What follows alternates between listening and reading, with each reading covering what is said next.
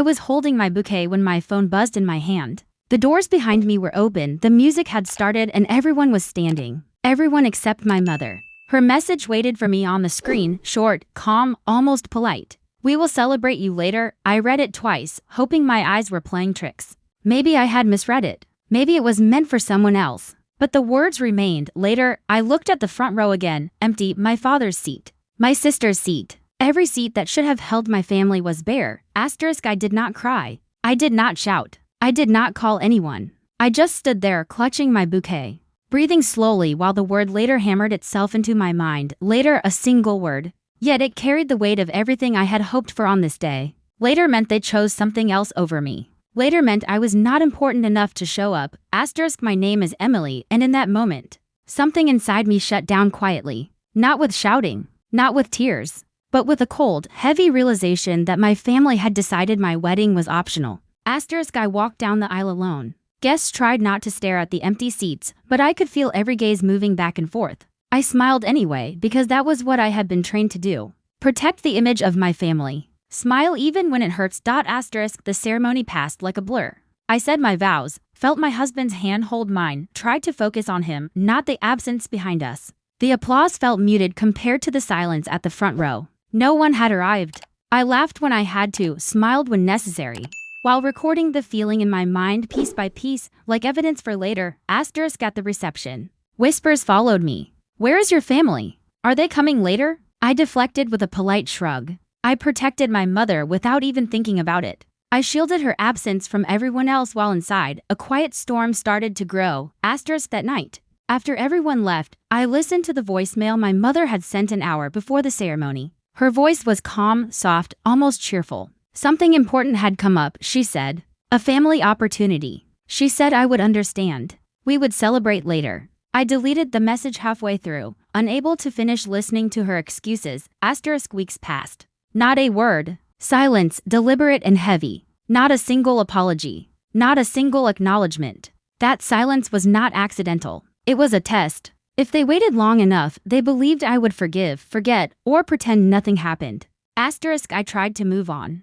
I focused on my marriage, on building a new life. I laughed with my husband, went through routines, tried to feel normal. But every time I looked at the photos from that day, the empty seats screamed back at me. Asterisk, then the truth slipped out. Not from them, of course. From a cousin who assumed I already knew. She said casually, almost laughing, that my parents had chosen a business dinner over my wedding. Investors, people with money. A decision made calmly, quietly, prioritizing appearances and opportunity over their own daughter's milestone. Asterisk, that was when pain turned into clarity. It was not an emergency, not illness, not accident. It was a choice. Later had not come to fix anything. Later was simply convenient for them. Asterisk, I did not confront them. Not then. I did not scream or demand explanations. I observed. I watched. I waited. Patience became my weapon. Silence became my strategy. Asterisk, my mother eventually called. She spoke about trivial things. Her garden. My sister's new job. She laughed.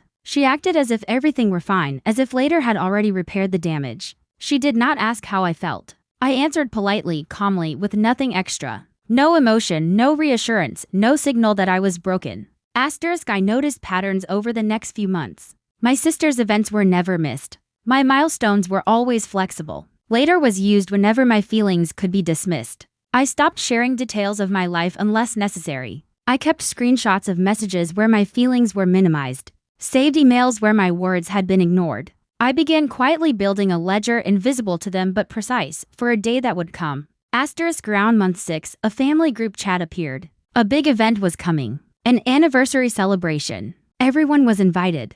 My mother added a heart next to my name. A small gesture meant to smooth over months of neglect. Asterisk, I read it, then read it again. I could choose peace. I could type a polite yes and restore appearances. Walk into the event, smile, and pretend. My finger hovered over the screen. I imagined myself at that gathering. The relief. The smiles. The closeness. The temporary forgiveness. Asterisk, but I remembered standing at the end of the aisle alone. Holding flowers that suddenly felt heavy. Reading a message that told me I could wait. Remembering later. And I knew peace that required submission was not peace. Asterisk, I deleted the group message. I did not respond. Not yet. I watched. I waited. Asterisk, every reminder, every call, every voicemail became part of the evidence. My dad calling to tell me it would hurt my mom if I did not attend. My sister asking if I was being dramatic. The word dramatic cut deeper than absence ever could. My love for them made me doubt myself. It almost made me forgive too soon, but I did not, months of quiet patience had taught me control. Observation had taught me timing. And I had learned that revenge did not have to be loud. Revenge could be deliberate, precise, delivered at the perfect moment. And I would wait for that moment, weeks after I deleted the group message. The silence from my family continued. No calls, no questions about my life, no acknowledgement of the wedding they skipped. It was as if pretending I didn't exist was easier than facing the truth. Every reminder, every birthday, every small milestone I shared online went unnoticed by them. And that hurt more than their absence at my wedding ever could. I started paying attention to patterns I had ignored before. My sister's accomplishments were always celebrated. Every award, every promotion, every minor success had them present, clapping, smiling, taking photos. But me, I learned quickly that unless I announced something spectacular, I could be invisible. Even my marriage, my most important day, had not been enough. Then one evening, I received a forwarded email from my mother. It was an invitation to a distant cousin's engagement party months away. She added a note, "Hope you can join us. We'll be happy to see you, happy see me." Such simple words, yet after months of neglect, they felt heavy with expectation. I didn't respond immediately. I thought about it for days. I imagined walking into that room, smiling, pretending everything was fine. The warmth of familiarity, the relief in their faces, the easy laughter, none of it would be real. I imagined my mother noticing my absence and having to explain, and a quiet smile curled in my mind. It wasn't spite. It was strategy. I had learned over months that waiting, observing, and letting them reveal their own priorities could be more powerful than confrontation. Every unanswered message, every ignored call, every casual dismissal was now part of a map. I knew exactly how they valued me, and I was learning exactly how to use it.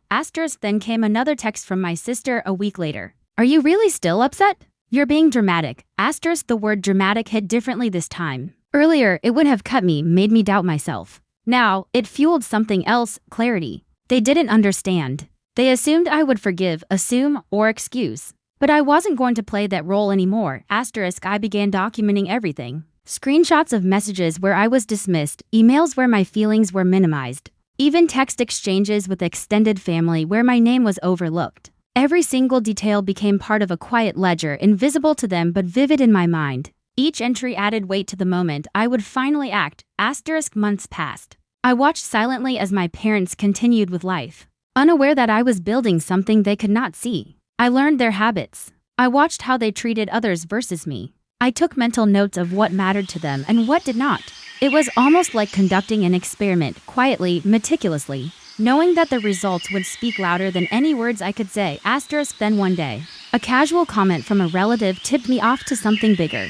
My parents had mentioned my wedding casually at a dinner, almost laughing. They had explained it as a small scheduling issue, as if skipping my wedding was no big deal. The tone, the casual laughter, the lack of acknowledgement, it all became fuel for what I was planning. I realized that they had never actually expected me to withhold myself, to not respond, to sit in silence while they assumed everything would be forgiven automatically. And that realization brought a small, quiet thrill. The power had shifted, just subtly enough that they didn't notice yet. My husband noticed a change too. He asked me gently if I was holding onto anger. I told him it wasn't anger. It was strategy, patience, observation, quiet planning. He understood that I wasn't seeking revenge in a loud, destructive way. I was simply letting the situation unfold, letting them reveal their own misjudgment. The next invitation came unexpectedly. A family reunion. Everyone was going. My mother added an extra note next to my name. "We would love to see you there, Emily. It's important to us, important." A single word, and yet it carried months of assumptions, dismissals, and underestimations. I didn't respond immediately.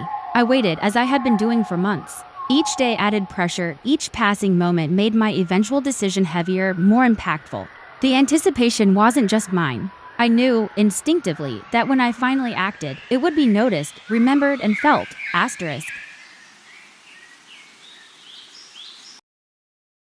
In the meantime, I maintained a calm exterior. I laughed at work, shared ordinary stories with friends, and built my life forward. But the quiet ledger in my phone, the collection of every slight and dismissive message, grew heavier in my mind. Each note, each record was a step closer to the moment I would assert myself. It was around this time that a subtle twist occurred. My mother called one night, casual as ever. She spoke about her day, her garden, my sister's work. No apology, no acknowledgement, just small talk. I listened quietly, only replying with polite, measured words. I did not give her the satisfaction of an emotional reaction. The calm on my side, contrasted with her oblivious cheerfulness, was deliberate. I realized then that this was the moment I had been waiting for. Not a confrontation, not a lecture, just observation, waiting for her to underestimate the weight of my patience, and in that moment, I knew the next step, the one decisive action that would speak louder than years of explanations or apologies, was approaching. I had one chance to deliver it, one sentence, one moment to assert that the silence had power, and I would not waste it. The morning of the family reunion, I sat at my kitchen table with my phone in front of me. The invitation stared back at me, glowing like a challenge. I could almost feel my mother expecting a quick reply. She expected me to type a polite yes, to forgive silently, to maintain the facade, but I didn't.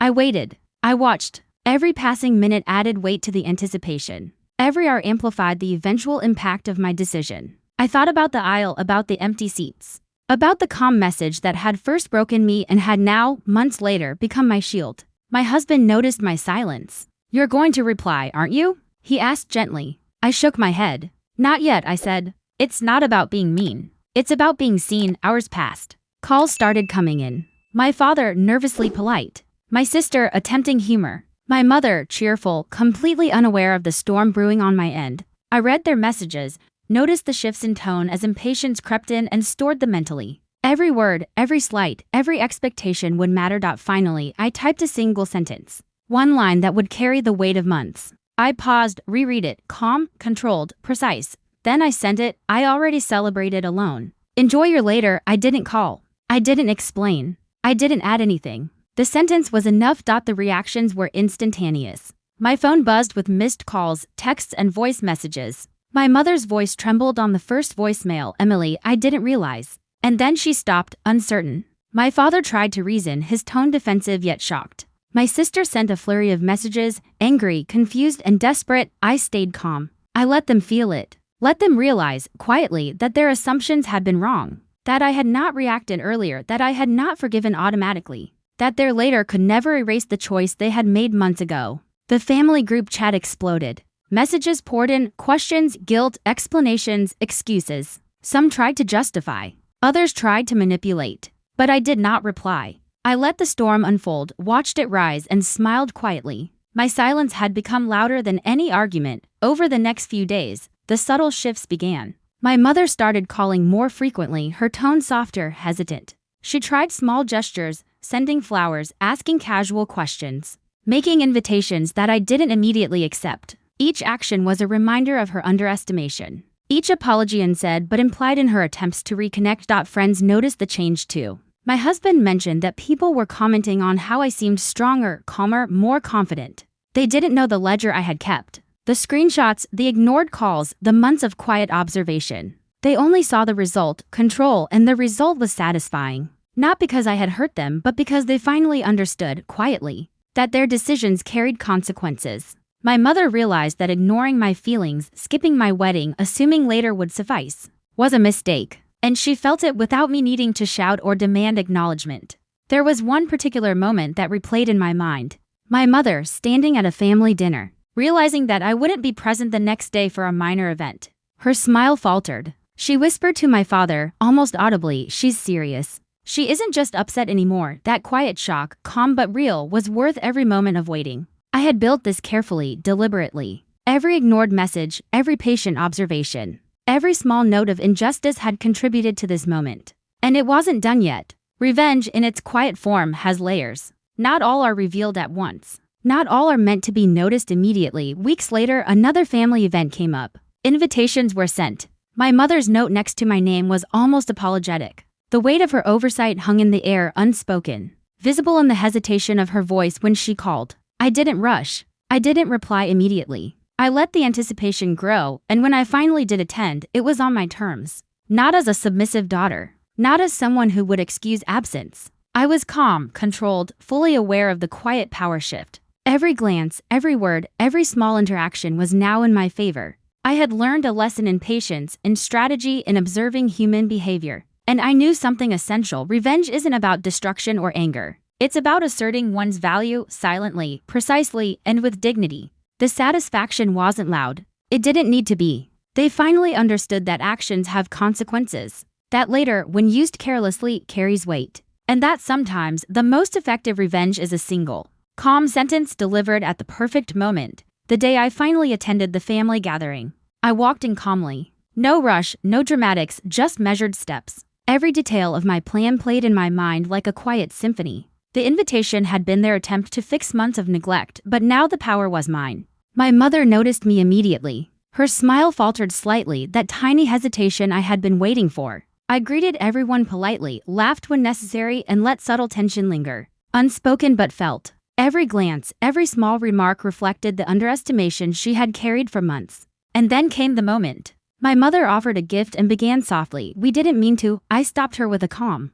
precise line I already celebrated alone. "Enjoy your later." The room paused. Silence fell heavier than any argument. My mother's eyes widened. My father tensed. My sister's humor froze. That single sentence, calm and measured, carried months of quiet observation and patience. They realized instantly that their assumptions had been wrong. Later could no longer dismiss me. Over the next hours, small gestures unfolded. My mother tried to engage, apologetic but hesitant. My father attempted explanations, unsure. My sister softened, realizing the gravity of what they had ignored. I responded politely but firmly, asserting presence and control without shouting or confrontation. Friends and distant relatives noticed. "Emily seems stronger," my husband whispered. They didn't know about the ledger of ignored messages, missed calls, and voicemails I had kept. They only saw the result: calm, measured, undeniable power. Weeks later, subtle shifts continued. Invitations began respecting my preferences. My mother cautiously sought my opinion on family matters.